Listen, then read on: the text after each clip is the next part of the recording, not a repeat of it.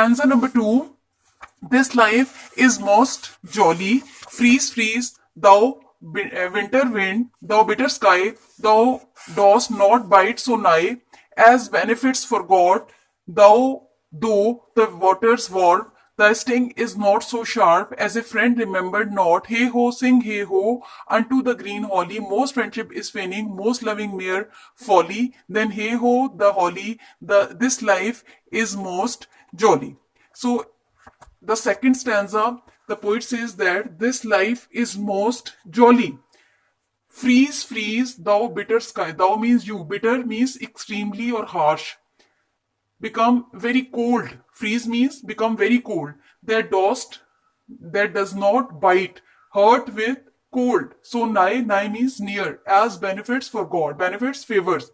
For God, not remembered.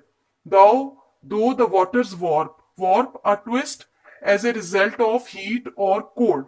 So this is basically a twist as a result of heat or cold.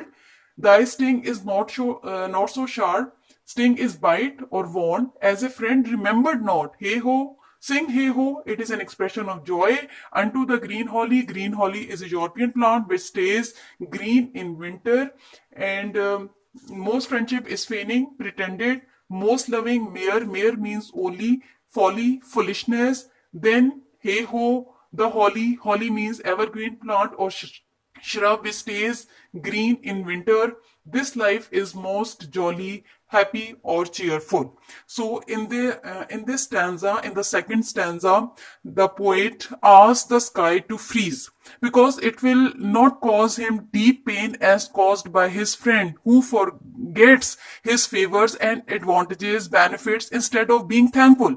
Winter wind blows are not so painful to tolerate as compared to the false friends who forgets all the benefits, all the advantages, all the favors, and all the benefits, and even does not remember him. This sky is also personified and described as having bitter quality which gives it a human-like attribute. These are human attributes rather than the aspect of the winter wind. So what the poet says, this life is most jolly, freeze, freeze, thou bitter sky. So the sky is personified here as having bitter qualities. These qualities are of human attributes, and these human attributes are given to the winter wind. What the poet says that freeze, freeze, thou bitter sky, thou dost not bite so nigh.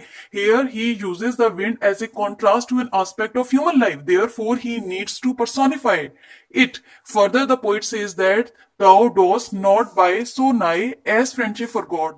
Thou dost. Dost means you do not. The poet here uses simile to compare the natural elements to human emotions and actions, highlighting the harshness of human ingratitude and forgetfulness. So the emotional pain of forgotten friendship is sharper than the physical cold. The poet says that thou though the winter warps means bent or changes shape, become twisted. Here the poet says that the winter wind bends or become twisted, changes the water in its body, which freezes and bites it further. So it changes its shapes, or from completely the form is completely changed, but still it is not so deceptive, cruel or biting as compared to the ingratitude of man. Thus the frozen faces of the world are more painful than the frozen water. So the Shakespeare, the poet of this poem, laments the most common betrayal or ingratitude of human beings, who forgets all the benefits,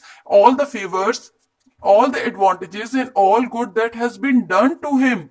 In a spur of a moment, the friends always forget whatever the benefits they have got, whatever the favors or advantages they have got, they forgot in a spur of a moment. So they are more hurtful for the poet, for everyone, than any physical discomfort caused by nature. So the poet says that friendship is only pretense and loving is nothing but absurdity and foolery.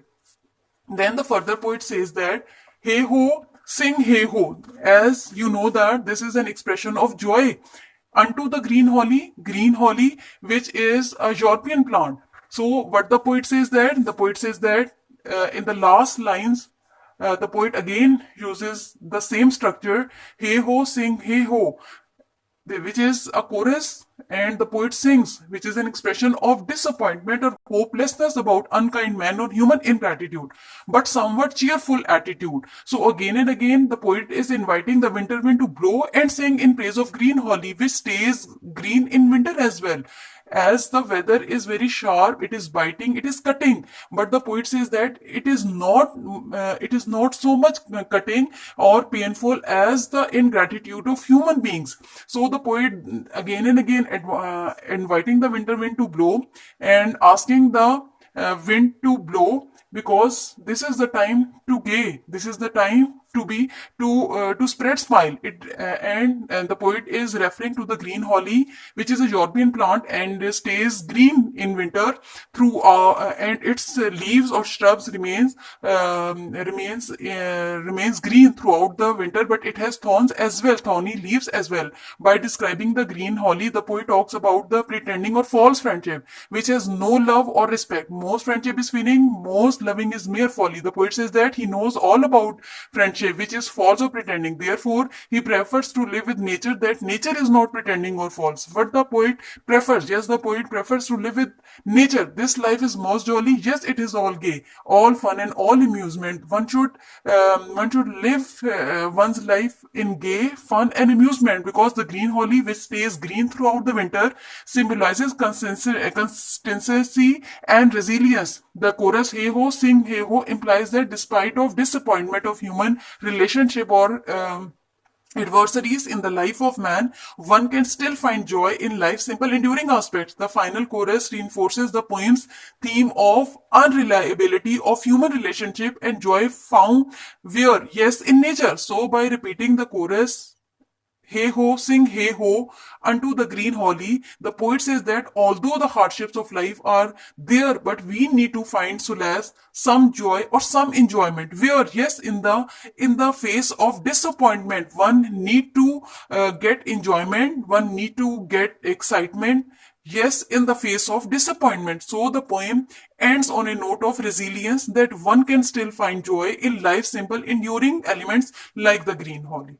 So this is the explanation of the poem. I hope that you have understood it.